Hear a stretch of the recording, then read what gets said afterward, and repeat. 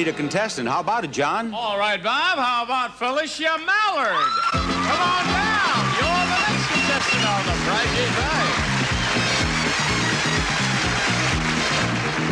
Here's your spot right here, Felicia. And here's the next item up for bids. A handy dishwasher. A heavy-duty tap and built-in dishwasher featuring 2 stainless steel revolving spray arms, 10 timer selections, porcelain enamel tub and door liner from Tappan Appliances. In Britain, you could, if you were so addicted, watch maybe 11 game shows in the course of a week. Here in Los Angeles, you can watch 18 a day, Monday through Friday. And on any given morning, 11 million people do so. Now, a game show is essentially a quiz show in which members of the public take part and win prizes, often very big prizes. It offers a minimal intellectual challenge, either to the contestant or to the viewer, and the rules are instantly comprehensible even by the slowest mind. But despite that, or very possibly because of that, game shows, along with soap operas, are the staple ingredients of daytime television in the USA.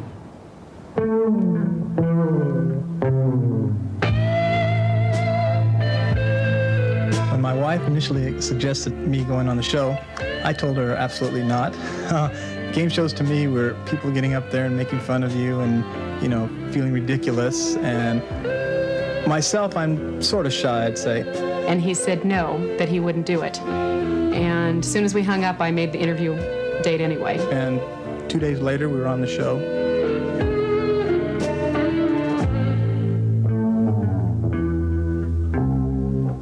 But if you miss a true or false question, the other couple gets the money. They pick the category. Good luck. Here we go. The Reyes and the Reeses.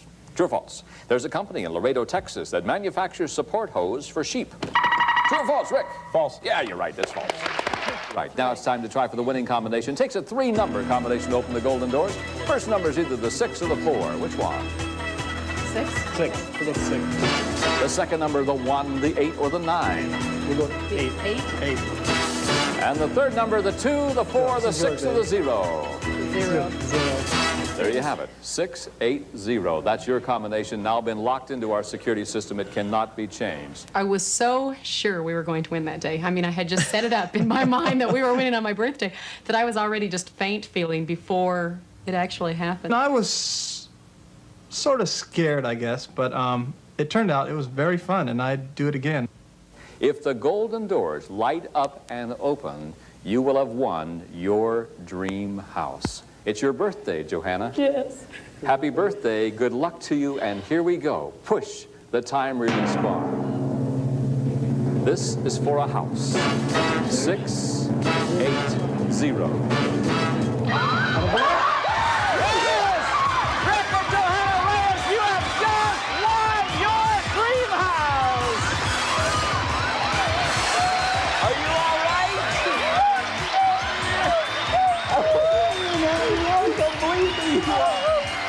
Don't make me cry now.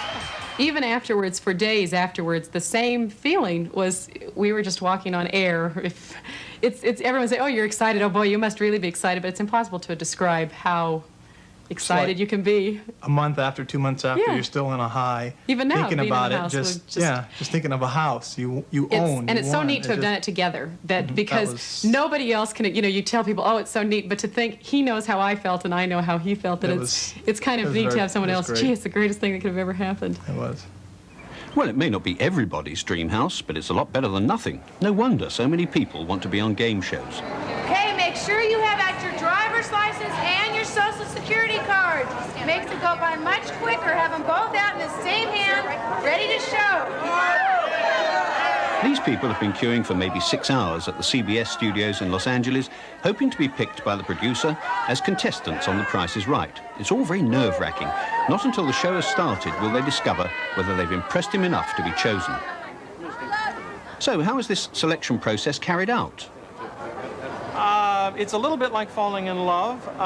There's a chemistry that happens when they meet me. They're a little nervous, a little concerned, not sure of being themselves, and what I'm looking for are folks that can be themselves under a pressure cooker.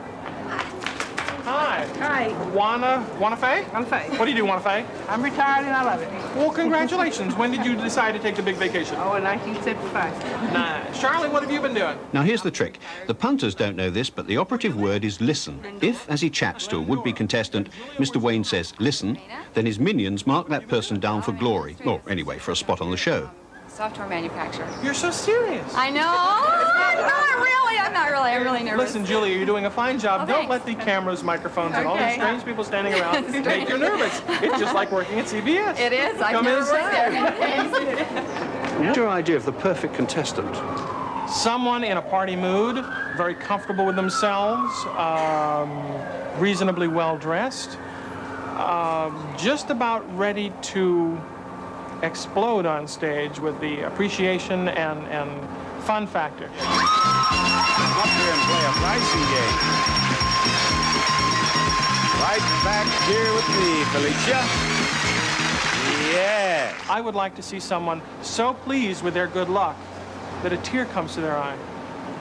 I would be touched by that, and I would expect the folks at home to realize just how honest an event they're observing, that in no way have we doctored the conditions. Oh, this is exciting, isn't it? Yes, it is. It's going to get more exciting if you win this. A new car!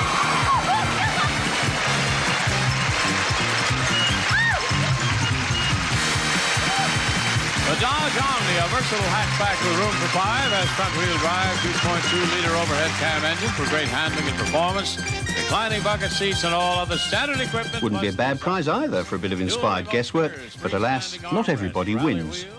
I mean, there was that car you said came so close to the car. Well, yeah, I know, but I already have a car, so it didn't really bother me that much. That didn't bother me, and neither did the trips, because I can't take off work. So you I was excited. I know. you're a but- double loser on the show. Yeah. Yet you're a happy girl. Yes. So I'm always happy. what did you get out of it apart from $158? To be on TV. That was Like it. now. How much is the gum? What's the award? $2,000. $2,000 more, a total of $3,000 already, $1,500 each. And how much do we have behind the drink mix? $10,000.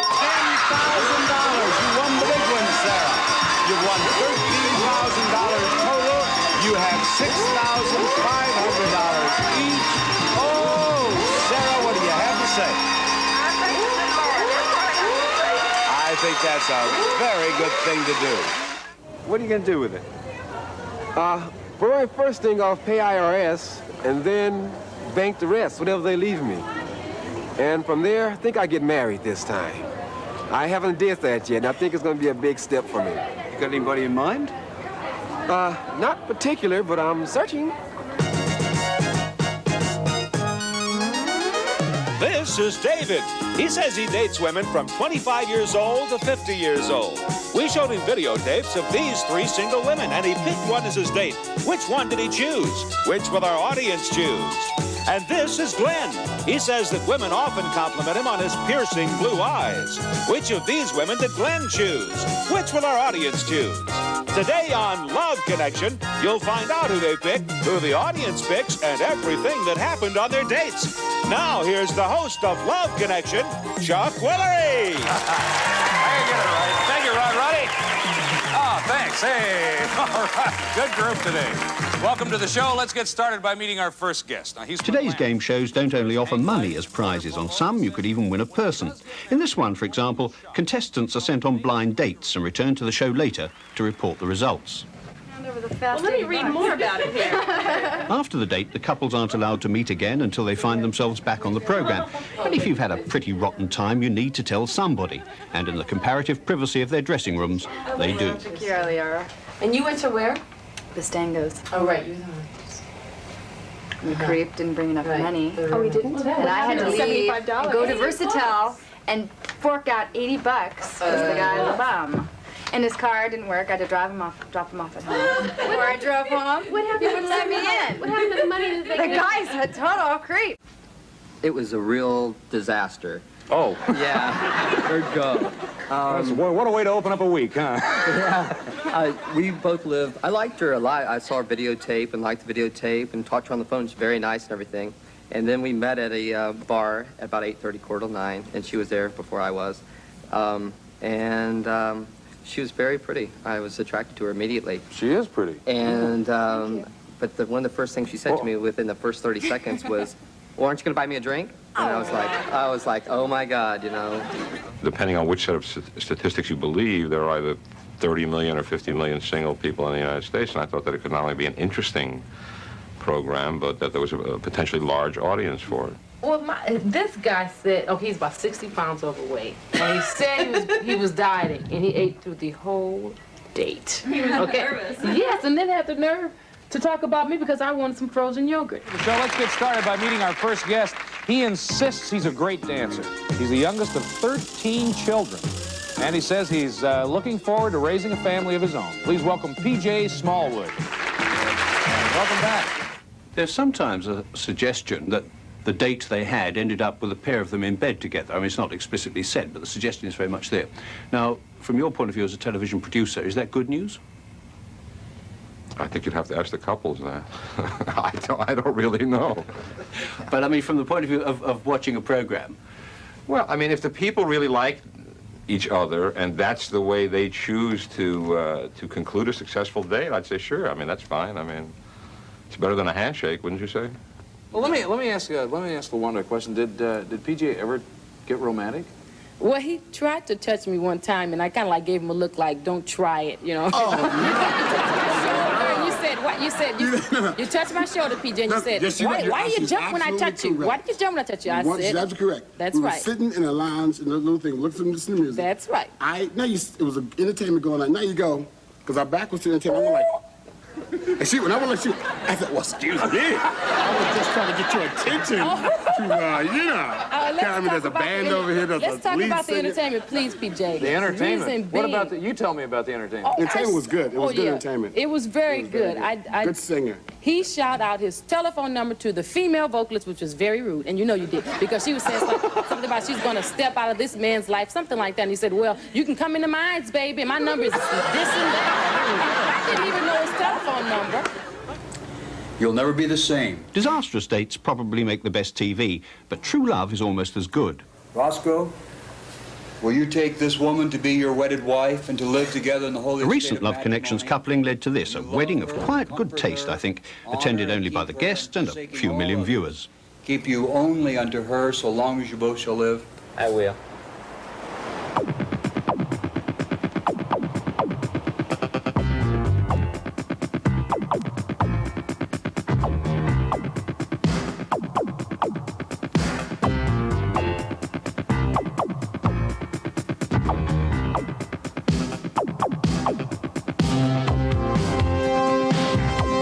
The first game show I was on was CrossWit, and I did really terribly. I won cheese and bathroom cleaning products mostly. Then I was on Say Pow, which nobody's ever heard of. The next show I was on was Fantasy, which is a show that's supposed to make your dreams come true. And I won this cruise to Greece. And on the cruise to Greece, I had a shipboard romance with a German toy maker. It was great. We discussed philosophy. Then on The Love Connection, the guy I went out with was quite pretentious, I felt. So I knew the only way I could get through the evening was to get very drunk. And I sort of ended up throwing up on his shoes. Jennifer Ball is pretty nearly a professional contestant. The day before I met her, she'd won $9,400 on her latest game show. You're juggling. You're a juggler. It's a mime act. It's a circus. It's tightrope. Yes, next word. It's a itsy bitsy tiny eeny weeny. Got it, tiny. Next word. Oh, slap, insects, mosquito, it's a biting insects, a whole bunch of different kind of gnats. Get away, shoot fly. Next. Pass. Oh, you're cold. It's something about being cold. Repeating. Freezing. The whole idea of being cold. Cold, freezing. 4 seasons. Winter. Yeah. If you've ever wondered how TV persuades people to behave like that, the answer is simple. They are like that. Why do they keep selecting you? What is it about you that gets you on these things? They want you to be real hyperactive, but they want you to be kind of naturally hyperactive, which is me. And also, I think that in the right moments, I can be really calm, I can follow direction, and then I appropriately say cute or funny things when the occasion warrants, you know. Could we have 60 seconds on the clock? Here is your first word. Go. Okay, you're an ape, you're a chimpanzee, you're a gorilla. A lot of people kind of act like idiots, which they think is necessary, but it's really not necessary. I think if you kind of pretty much stay within the confines of your personality, but, you know, just be natural. A hound dog, coyote. Coyote, wolf. Wolf, a howl, howl. A hyena. Yes! Next, well, this is the final word. Rear end, buttocks, derriere, fanny, behind. Yes! Well, now... Applause, applause. Are you preparing for game shows all the time, or are there other things that you do as well? Well, I paint eggs. Like I painted the Mona Lisa on an egg. No, really, I just sold one for $60. One of St. Basil's Cathedral in Moscow. Really, I did. Gosh, I wish I had an egg like that. Now then, some contestants, like Jennifer Ball, are naturals, but others plan their appearances like military campaigns, often spurred on by the earlier humiliation of losing. It took me about 4 months to get over it. I'd constantly replay the game in my head while I was walking down the street. My girlfriend says I was totally intolerable. She almost told me if I ever went on another game show again, she would never see me again. Here's Debbie Green with the next one. Debbie. It's a kind of a chicken. Diego. A rooster? Literally, half of a split second cost me the entire game. I did the same mistake. I hesitated again. Diego, you had some bad luck there. Well, Diego Domingo, I love the name. Thank you. We enjoyed having you on the show. We have some very nice gifts for you. Thank you. Thanks for being with us on Child's Play. Thank you. Oh dear, another defeat, but ever determined, Diego bounced back and wangled himself onto a third game show.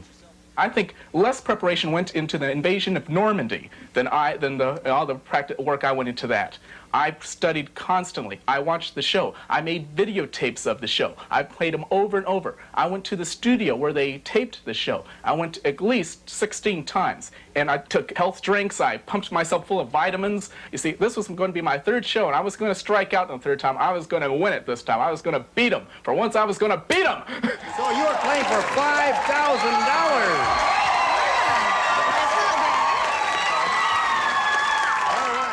Theodore Blank. Tough question, a bit like asking a British contestant, Winston Blank. By this time, Diego was rather desperate. He'd given up his job and borrowed money to start a college course, so he was gambling everything on winning enough to repay his debts. What do you say to that? Roosevelt. Roosevelt. All right. Let's find out now from John if he's got Roosevelt written on that card. If he does, you get the $5,000. Well, it hasn't been a rough ride for you, Diego, because I got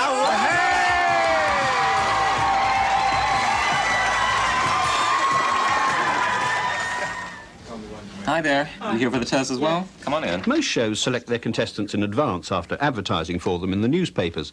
In the 1950s, there was a great scandal when it was revealed that some game shows were fixed, contestants being given the answers in advance. Great TV, of course, but naughty, naughty game shows. Today, however, they've all cleaned up their act and adhere rigidly to the rules. Are you a member of any performing union? Do you know anyone at Berrien and Wright, CBS, KCOP, or the production group? Hence this A-level atmosphere in which aspirants are given a general knowledge test, followed by a personality interview. Actually, there are now so many game shows that there's a shortage of good contestants. Good afternoon, everybody. My name is Jean. This is Greg Clark. We're the senior contestant coordinators for the show. And here's what's happening today. I'm going to call upon you individually by name. And when I do or when Greg does, we'd like you to please stand up and take a few minutes to tell us about yourselves. It's as simple as that. Michael? Cal Cagno. Thank you. I'm 30 years old and Southern California native. Boring. Just recently relocated back to the West Coast. I'm a computer programmer. And I enjoy foreign travel and learning to fly helicopters. I know, just if I want a trip, I'd want to go to Mauritius or the Maldives. I tell people who've always asked me how to be on a game show, I tell them, well, first of all, be 2 words. Be up, but be relaxed. Don't come off like a top 40 radio disc jockey, but be a you know, don't mumble and say, well, my name is Diego Domingo, and I'd really like to be on this show. You say, hi, I'm Diego Domingo, and I'd really like to be on this show. Blah, blah, blah. You know, be up. One director put it this way: we like to see lots of eyes and teeth. Lots of eyes and teeth. And for instance, you notice on game shows, you'll see very few people who wear glasses. And so I don't wear my glasses. I got my contact lenses on, too. Hi, my name's Corey Amflick. I'm a sophomore at University of California, Riverside, and I'm a psychology major. You're a psychology major. Why? I enjoy psychology. Uh-huh. I'm working on a novel right now. Mm-hmm. Kind of a hybrid between Vonnegut and Tolkien, I guess. Well, as you see, I normally dress very casually, but I prepared. And one of the classic works is Dress for Success. and this book is a bestseller here in America, telling you how if you dress right, you can accomplish anything you want. I got my Dress for Success outfit. See, I got a navy blue pinstripe suit, the Daddy Went to Yale tie, the blue shirt, and when I walked in there, I looked like a New York banker. Great. Why are you trying out for a game show? First of all, we have a new house. I'd like to get a jacuzzi. Because I've watched The Joker's Wild many times over a period of years now, and I sit at home and I always win, you know, in my living room. So Very few of this motley crowd, and certainly not those in glasses, will make it onto the show. But for those who do, maybe 1 in 50, here's a handy piece of advice. The right way and wrong way to act on a game show. You ask me, let's say you're the MC, you ask me, what is 2 and 2? And when I give you the answer, just say, you're right. Okay, Diego, what is 2 and 2? 4? Right. Wrong. Wrong way to do it. Let's try it again. Okay, Diego, what is 2 and 2? 4? Right. Yeah, thank you. That's what they want. Oh, my God. Right. 4 years ago, this man, then a Navy pilot and a blonde, blue-eyed, all-American boy, made game show history by becoming the biggest winner of all time, thanks to a TV version of Noughts and Crosses. Along with his wife, Jenny, who's even prettier than he is, he became a national celebrity. But, stern moralists will be pleased to observe, his life has never been quite the same since. How much did you get in money and how much in prizes? We had just under $200,000 in cash, and then there was the 8 cars, which we eventually sold. Sorry, how many cars? 8 cars. You got a car for every 5 opponents you beat. And I think I had 43 opponents that I defeated, so I had 8 cars. Well, now, on the face of it, all of this seems absolutely marvelous. You go in there and you come out $300,000 and some richer. Was it all good news? Most of the show was good news. The money was good news. It enabled me to do a lot of things that I hadn't been able to do before. As far as bad went, there was really very little, except I developed a slight illness, which at the time was diagnosed as ulcerative colitis, which is a stress-related disease.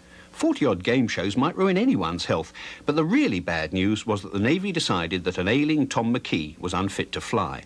They summarily dismissed me, rather rudely, I thought. I didn't think they handled it very well. I'd given them, 8 years of my life, and when and the time... a lot of publicity, too. Yeah, and an awful lot of publicity. In the end, did tic-tac-toe improve your life? Did it make you happier? No, I don't think so, really. I'm no happier now than I was before the show. I'm more comfortable, you might say. Well, no, I don't even think that's true. Because we had but when we first went on the show, we were in a nice little one-bedroom apartment, and I'd never been happier. And I don't think that I am any happier now, except for the addition of a son to the family. I'm happier now because of that, but certainly not because of the show. A top game show will hand out perhaps $4 million a year in prizes. It will earn $50 million a year in advertising revenue. So a game show is a goldmine, sometimes for the contestants, but nearly always for the producers. You're trying to beat 96. Here we go. Do they use that wheel in London? Is what she's trying to beat. Mark Goodson is the king of the game shows, his company having devised most of the big successes of the last 20 years. Not much of a job for a grown man? Well, I don't know. Mark Goodson is said to be worth $100 million. What are the ingredients you look for when you're devising a game show? Very difficult to define. I've analogized that to asking a composer what ingredients he looks for in a melody. something that sounds nice. When you've got it, you know it. Yes, but surely one factor must be the huge amounts of money that are given away on American shows. The reason for giving away larger and larger sums is not to reward those needy people. It's not a charitable event. It's the high stakes increases the audience interest in the drama. If you watch two people playing a game of Scrabble, you might look for a second and pass on. After all, it's a player's game and you're not too interested. But if I told you that one man was playing for all the money that he had in the bank versus another man's playing for his house in the country, you would then stop and look, because the excitement is increased enormously by the stake, you see. It's time for the all-new Let's Make a Deal, starring TV's big dealer, Monty Hall.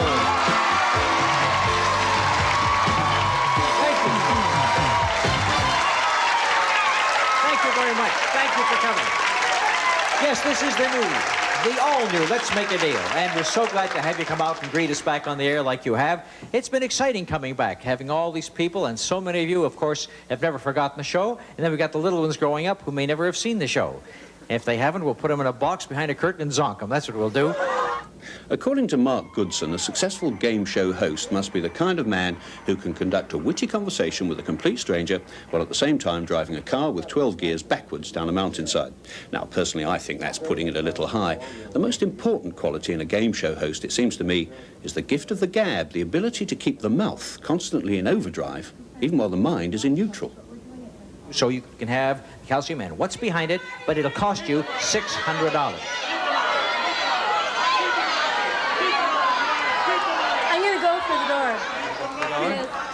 $600 comes back to Daddy.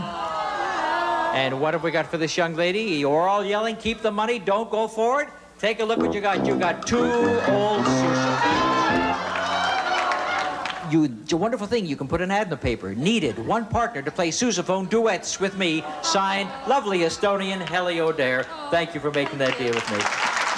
Here we have the veritable doyen of game show hosts, Monty Hall, the hero of Let's Make a Deal. Do you actually enjoy being a game show host? Well, I consider myself a professional. I oftentimes have said that when I get on the stage, I am like Sugar Ray Robinson. I'm the champ, and no one's going to dethrone me. I have a pride in my work.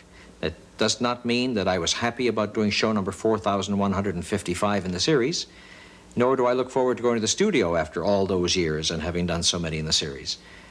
But when you get ready and you get made up and you dress up and you're ready to go on that stage, you are the consummate professional and you do the best job you can possibly do. And so far, this deal is worth $3,601. And to make it worth the grand total, why don't you take a nice big fat check for $4,500 and have yourself a wonderful vacation with a big deal worth $8,101. And I think I'm got a fine girl.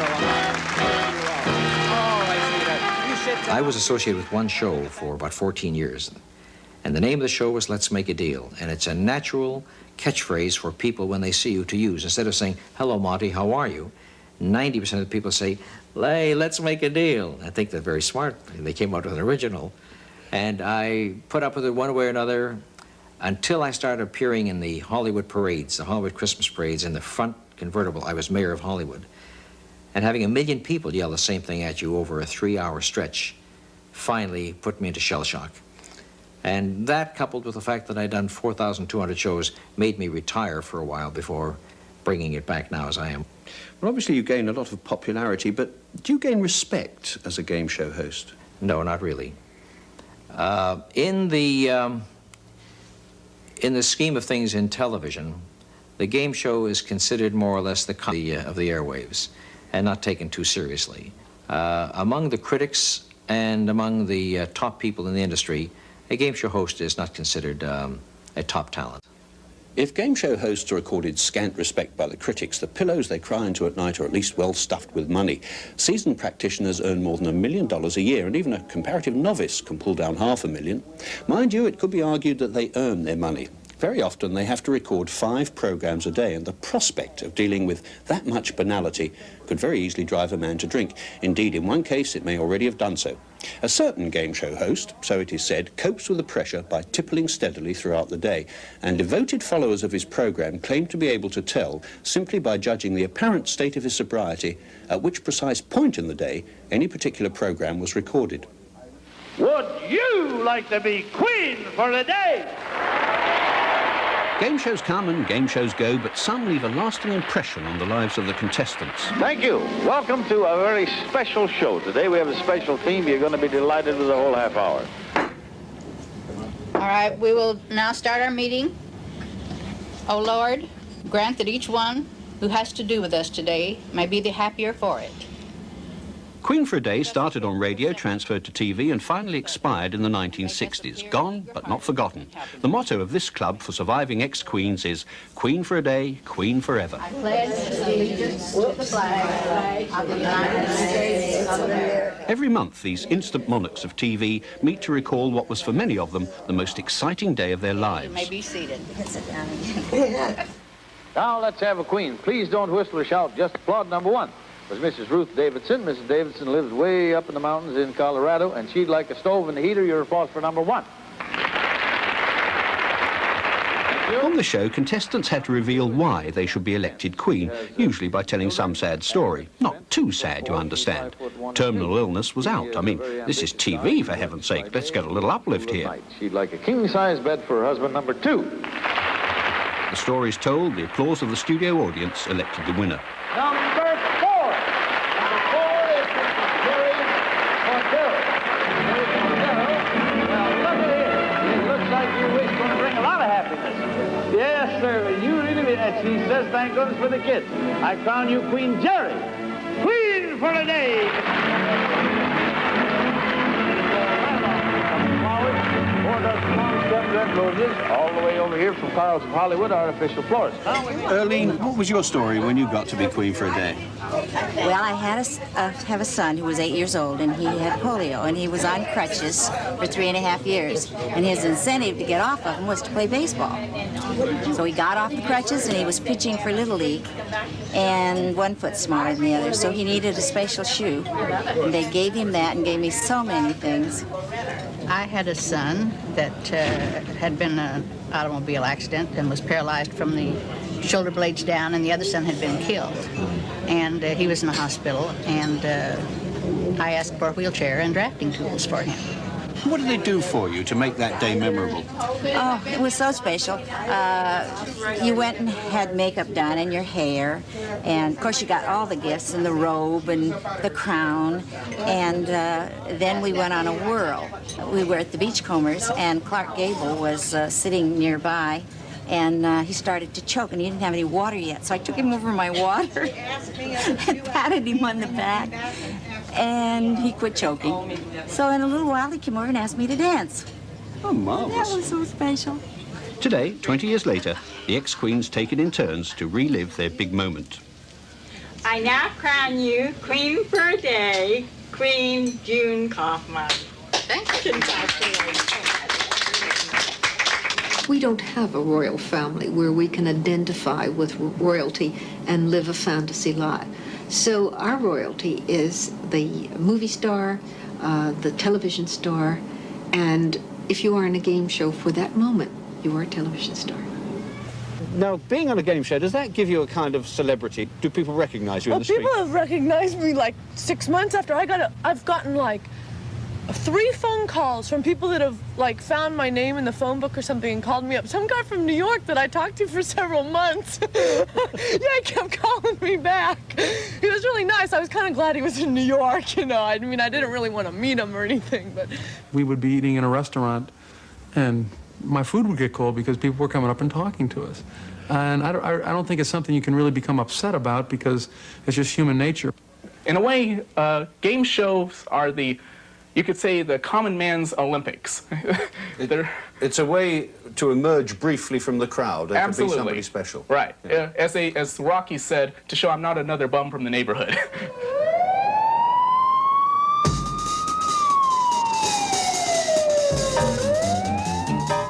These people are preparing part of a new game show, which, according to its producers, will be the most expensive ever made, with a total investment of $4 million.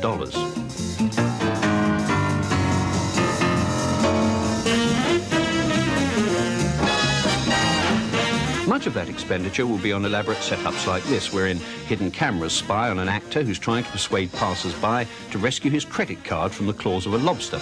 What the actor has to discover is how much money, $10, $20, $250, it would take to persuade people to help him.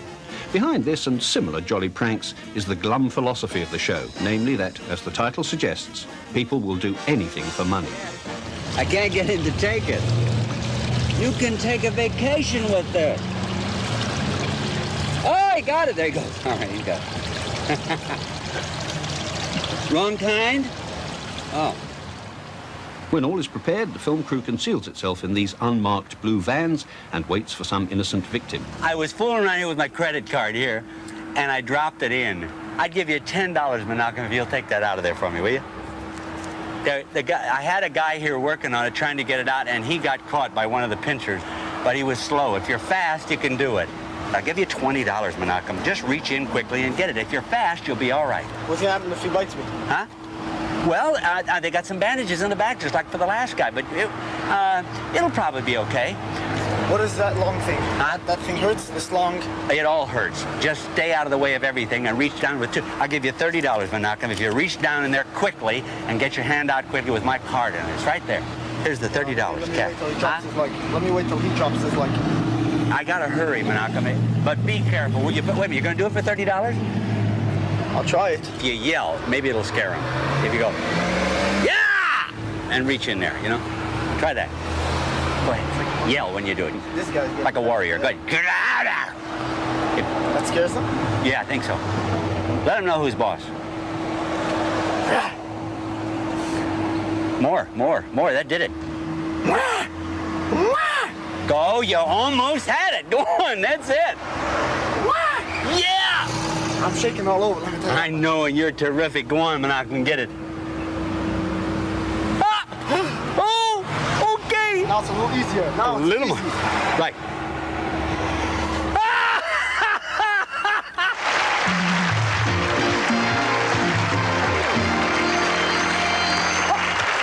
Welcome back. Our contestants were asked to decide who cost us the most money. A woman asked to sell her shoes, or a man asked to pull a credit card out of a tank of live lobsters. 5 checkers. I don't think we've ever had a 5 checker. No, 5. David, what is it about the ingredients of this show that makes you think it's going to be a success? It's funny. Funny usually is successful. Funny with real people seems to be even more successful. So I think one of the key ingredients to any game show is participation by the viewer at home. What would I do if I was approached in the street and asked to put my hand in a lobster tank, sell my bra, sell my pants, eat a food sample that somebody's offering to you, that you later find out might be, you're told that it's ground worms, which is a new delicacy from France, or Peruvian cockroaches. Incidentally, who thinks up all these stunts? Because you can need a lot of stunts, aren't you, at 5 or 6 per program? We have 5 people locked in a room. We feed them food under their doors. If they're lucky. If they're lucky. If they come up with funny stuff. No, we have writers who work on the show who come up with these bits. Before we are finished with production, the lobster tank one, for example, is one of approximately 750 that we will be shooting. In the viewing room, the stunts are assessed and edited down to 3-minute chunks, 3 minutes being apparently all a TV audience can take at any one time. If the victim has made the producers laugh and signed a release form, then he'll be shown in the best possible taste, of course, on the program. We will not abuse people, we will not intimidate them, we will not make fun of them. Ultimately, it's done, I think, in good taste, and really honoring the human spirit, not demeaning it. Am I doing something crazy here? No. You're helping me out. You're helping me get to Bangor, Maine. Now. You wanted air, right? Yeah, now hold it now. You got the hammer? Yeah. Okay, now pound the nails in. Yeah. Don't worry, because I got a bologna sandwich, I got some lemonade, and I got a camp chair in here, and I got a radio. Okay, you sure you're okay, huh? I'm fine. Go ahead. Okay. Okay, now, Rob? Yeah. Now roll it up to the door, and don't be scared. No matter what they say, to you, you say, it's not my fault. Rob? It's not my fault. My God, hey, I don't want to get into this. You're not going to be in trouble. Just say, it's not my fault. I didn't want to do it. And then I'll be on your side when it goes to court. Oh, my Make it right now. Make it right. Well, our friends shipped our actor in a crate for $110, which means the correct answer is over 100. So that means that, Nancy, you are correct, and it brings your total up to $700. Tony, you have no money awarded, but we do have some wonderful prizes for you. Nice hand for Tony. Okay, thanks for playing Anything for Money.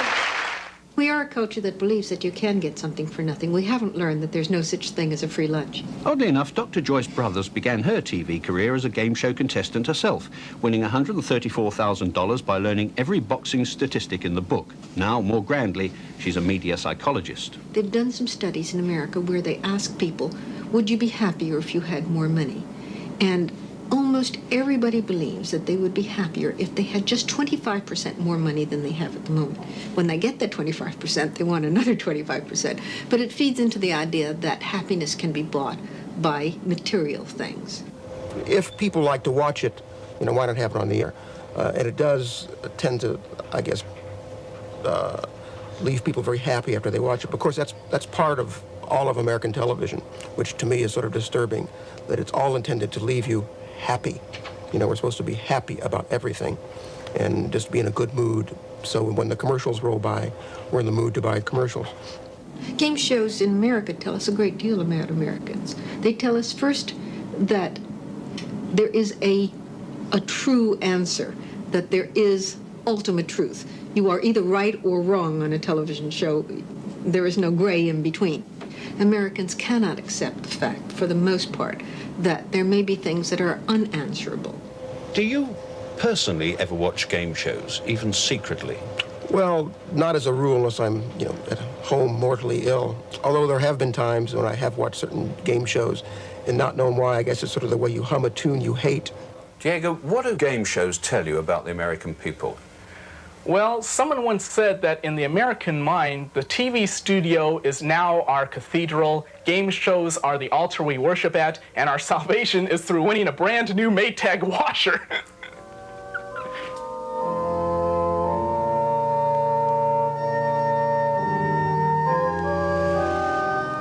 Not a cathedral, perhaps, but undoubtedly a church where yet more game show contestants were being auditioned, a case of God renting facilities to Mammon.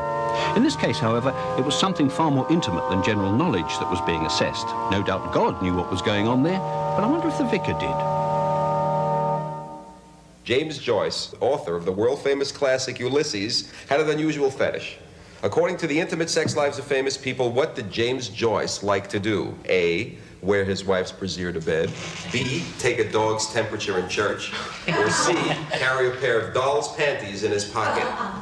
Which one of those? Well, I've read up on James Joyce, and I think it's the doll's panties. Okay. Candy, do you agree or disagree with that answer? I disagree. You disagree with that answer? He probably wears his wife's bra. These people, extroverts, exhibitionists, were being scrutinized for a show called Everything Goes. Wrong to disagree with means, Bill, you get to take off a piece of Candy's clothes. Candy, what's it going to be? My half slip. All right.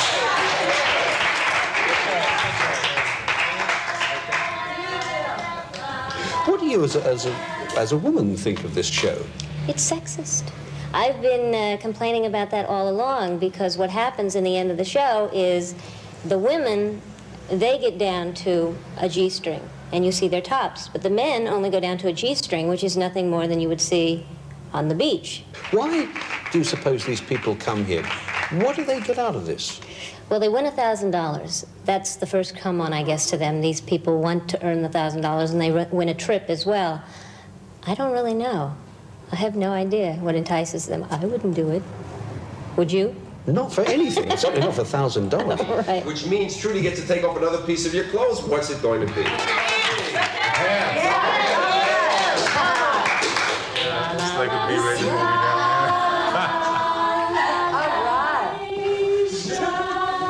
Style.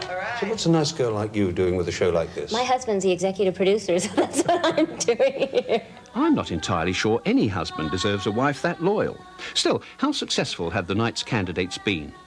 The girl in black, Candy, a little too hefty for us. We're looking for thin, attractive girls. Bill was okay. He didn't seem to have that much fun with the game, but Bill was okay. Trudy, the tall one, Trudy was interesting, and she could be a possible contestant if we were going for sort of a Dudley Moore, Susan Anton look. And Ryan had a little bit of an attitude, so Ryan would be a choice. That's a tough job, isn't it? You've got to go on and see even more. I know, but somebody's got to do it, you know? That's right. The trip to Mazatlan, $1,000 in cash, the rest of your clothes. Which celebrity has given the correct answer? I'll say Pat. Pat McCormick said breasts.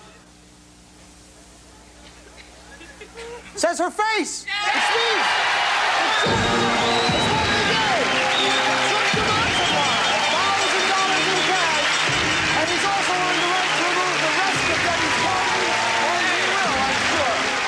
There's one reassuring thing about Everything Goes. You can't watch it on any of the regular broadcast channels in America, but only by subscribing to a cable channel.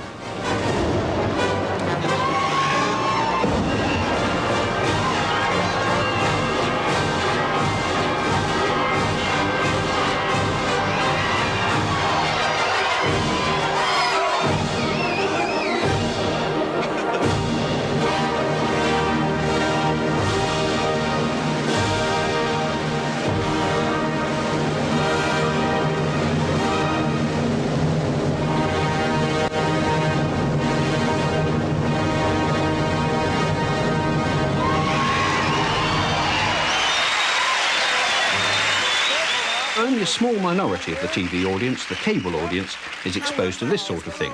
The American networks may be desperate for viewers, but they're not that desperate. Not yet, anyway. All the other shows we've seen, those on the ordinary channels, stick to more socially acceptable forms of vulgarity.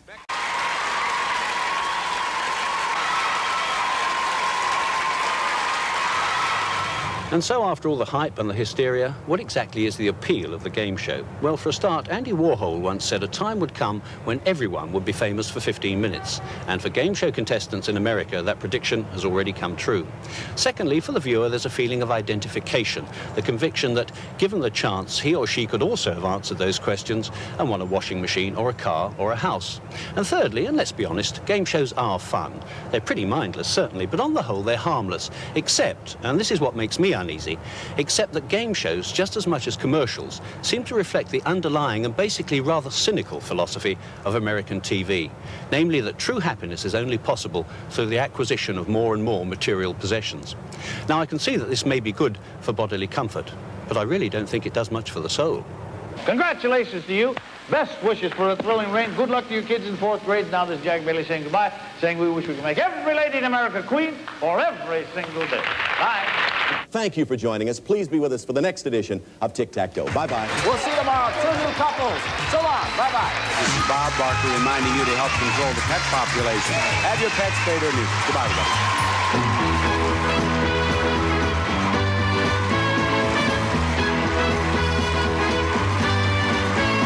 The British Broadcasting Corporation would like to express its thanks to these companies and individuals for their kind cooperation in the making of this program. Barry and Enright Productions, Goodson Todman Productions, Eric Lieber Productions, Price Productions, Don Reed Productions, Scott Sternberg Productions, also Dr. Joyce Brothers, Esther First, Monty Hall, Barbara Paskin, Howard Rosenberg, and Paramount Pictures, Telepictures, ABC, and CBS Studios, members of the Queen for a Day Club, and contestants Jennifer Paul, Diego Domingo, Tom McKee, and Rick and Joanna Reyes. Locations coordination in Los Angeles was by Lynn Navarro. This is Blaine Fairman speaking for the BBC.